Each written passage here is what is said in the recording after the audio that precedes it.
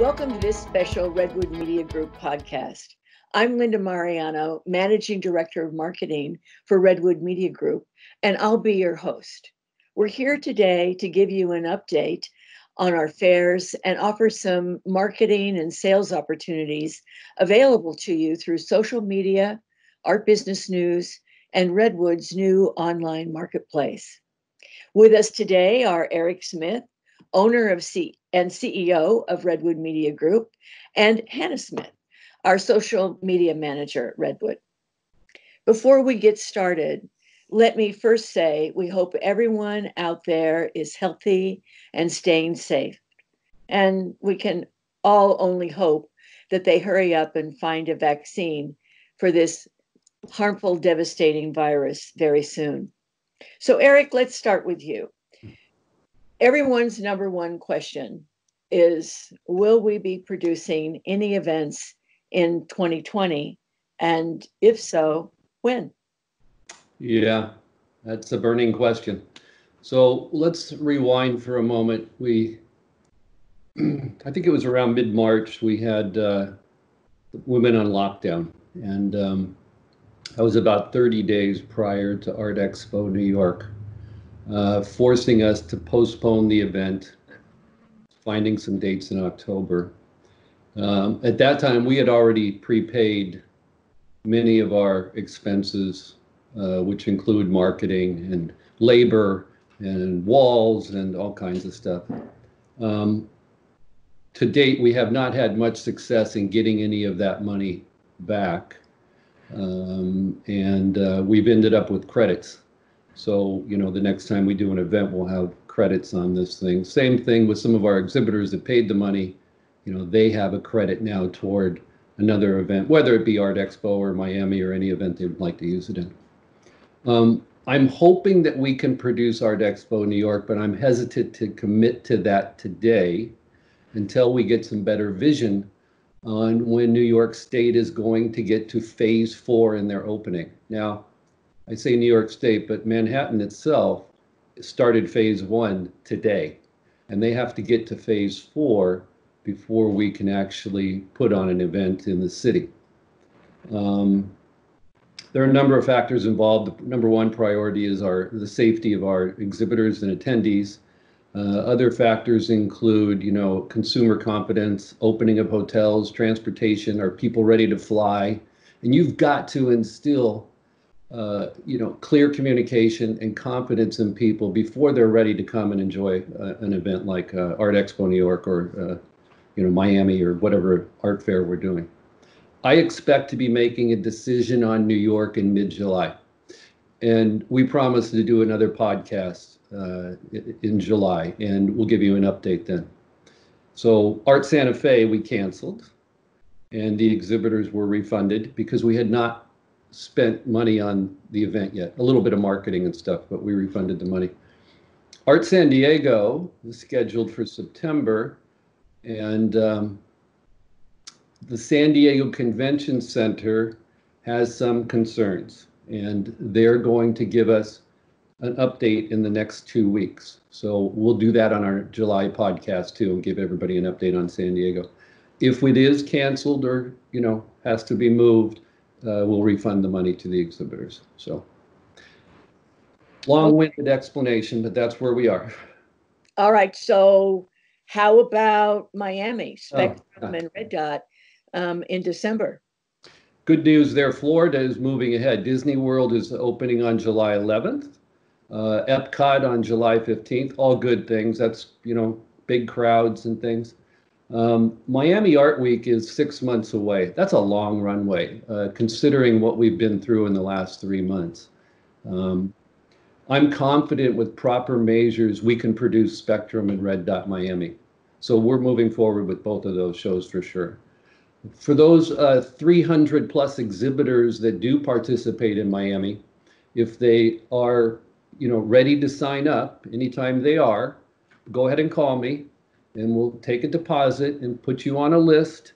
And as the floor plan gets done, it's going to be, will not be as many spaces for sale because we're going to broaden the aisles.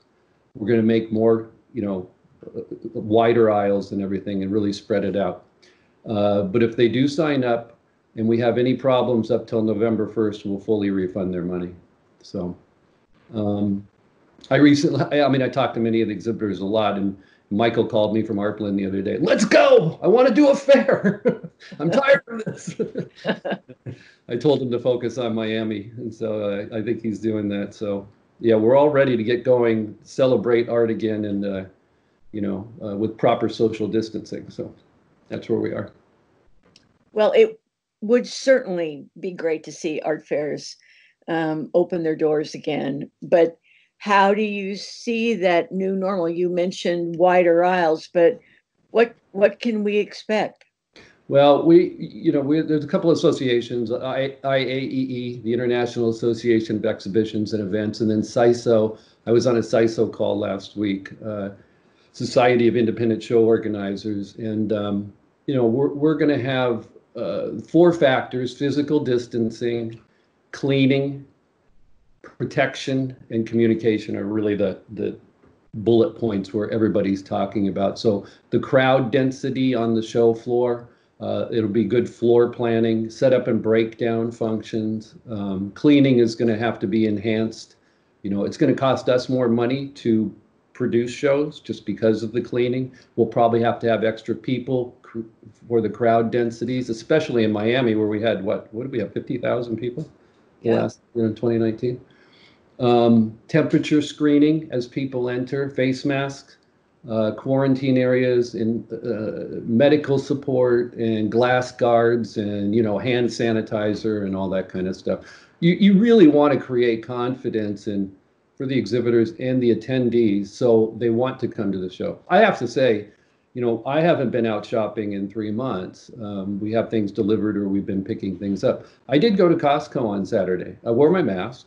And I went through the store, and I felt, and they had the stations, to check out, and I felt fine. And it really gave me, I kept thinking, we could produce a fair. There might not be as many people inside the hall, but you could produce a fair. So we're moving forward with Miami. Yeah. When you first spoke, you mentioned that we had started our new online marketplace. Tell us a little bit about that. Yeah, I'm happy to. The artists and galleries have basically 3 ways to market their work: brick and mortar locations or art studios, galleries, art fairs, which are a big part, of art selling, and then online. And, up until just recently, 2 of 3 of those were closed. There were no art fairs, and everybody had closed their businesses. And so online was really the only way. We started 5 or 6 months ago to ramp this up, and before COVID-19 came along, to better help and assist our exhibitors on a year-round basis. So they go to, Santa Fe, or they go to Miami, or they go to Art Expo New York, and they have a show, and it's 4 or 5 day event, and then they go back. We want to continue selling art for them all year round. So we've created an online marketplace. There's power in numbers, and not unlike art fairs where all the exhibitors are inviting people. You think about 300 plus exhibitors. If everybody invited 100 people, that's a lot of attendees at a show. And same way with online. We've got about 140 artists up so far in galleries. And if they continue inviting people and driving them to the website, more eyeballs are going to see your art and your art and your art. Even though they were invited by one of the artists, they're going to see other art. And the same way with other, if somebody else invites something, so-and-so might sell a piece to that person too. And that's the way it works. So we're ramping that up. We're going to be spending money on marketing the website. And it's a perfect fit for our artists and galleries. Face-to-face combined with online is the future, I think, of the art business. Well, and you can check it out at redwoodartgroup.com. You mentioned Art Business News magazine, social media. Hannah, can you comment on how that fits in with the fairs and the online marketplace? Absolutely. Our social media has grown exponentially over the past year alone. We have over 165,000 followers covering all of our social platforms, and we continue to grow each week, especially now with the new online marketplace. And it's a major aspect of our company because it's where we share information about our fairs, artist stories, and now share artwork from our new online marketplace.